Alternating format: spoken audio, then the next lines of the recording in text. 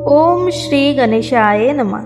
बुद्ध देवता की जय। सभी प्रेम से बोलिए श्री कृष्ण भगवान की जय। हिंदू धर्म में बुधवार का दिन प्रथम पूज्य देव भगवान श्री गणेश को और बुद्धि के अधिपति बुद्ध देव को समर्पित है। जो भी इस दिन सच्चे मन से पूजा, व्रत और कथा का श्रवण करता है, उसके जीवन की हर एक बाधाएं धीरे धीरे दूर होने लगती है और घर में सुख समृद्धि का वास होता है। तो आइए आज इस पावन बुधवार पर हम सब मिलकर एक ऐसी कथा का श्रवण करें जो न केवल श्रद्धा बढ़ाएगी बल्कि आपके हृदय को भक्ति की ज्योति से प्रज्वलित करेगी।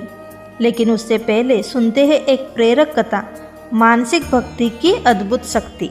वृंदावन की पावन भूमि पर एक विरक्त संत निवास करते थे। उनका बाहरी संसार से कोई भी विशेष संबंध नहीं था, परंतु भीतर का संसार अत्यंत समृद्ध था। वे दिन रात श्री कृष्ण का स्मरण करते रहते, परंतु उनका भजन केवल जप या कीर्तन तक सीमित नहीं था। एक दिन उनके मन में एक भाव निर्माण हो गया, यदि मैं प्रभु को अपना मान लूं, अपना रक्त संबंध बना लूं, तो मेरा मन कभी उनसे अलग नहीं होगा।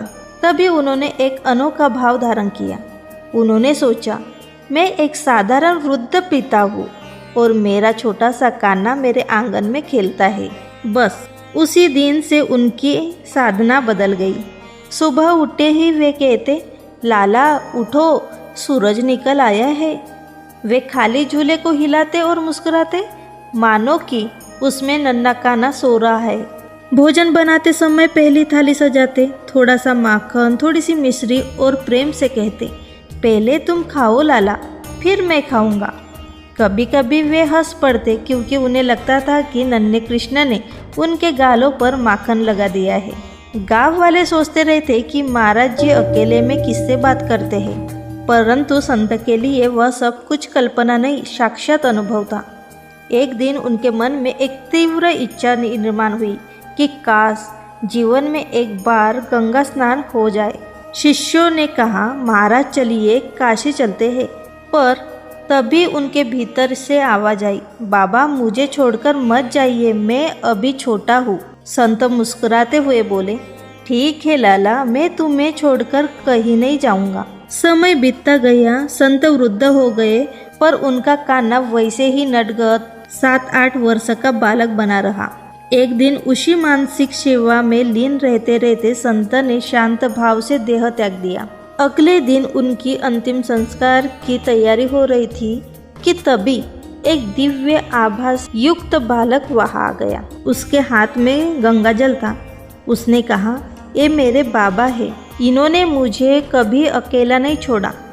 अब मैं इन्हें गंगा स्नान कराकर विदा करूंगा। उस बालक ने पूरे विधि विधान से संस्कार किया और जैसे ही अग्नि प्रज्वलित हुई, वह अदृश्य हो गया। तब सब समझ गए वह कोई साधारण बालक नहीं था, वह स्वयं श्री कृष्ण भगवान थे, जिन्होंने अपने भक्त का प्रेम निभाया। जहाँ भावना सच्ची हो वहाँ भगवान को आने में देर नहीं लगती। तो भक्तों, यही है मानसिक भक्ति की शक्ति। अब आइए श्रद्धा और विश्वास के साथ सुनते हैं आज की मुख्य कथा, बुधवार व्रत कथा। एक नगर में एक नवविवाहित दंपति रहते थे। विवाह के कुछ दिनों बाद पति अपनी पत्नी को लेने के लिए ससुराल गया। ससुराल में उनका खूब स्वागत हुआ। 2 दिन हंसी खुशी बीते। तीसरे दिन बुधवार था। पति ने कहा, मुझे आज ही घर लौटना है।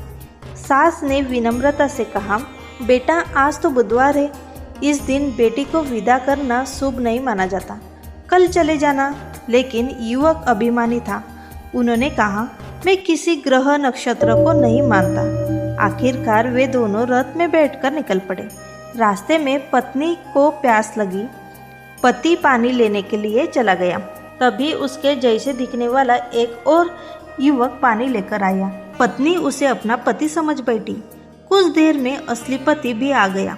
दोनों में झगड़ा होने लगा। यह मेरी पत्नी है। मामला राजा के दरबार में पहुंचा। राजा ने मंत्री को निर्णय सौंपा।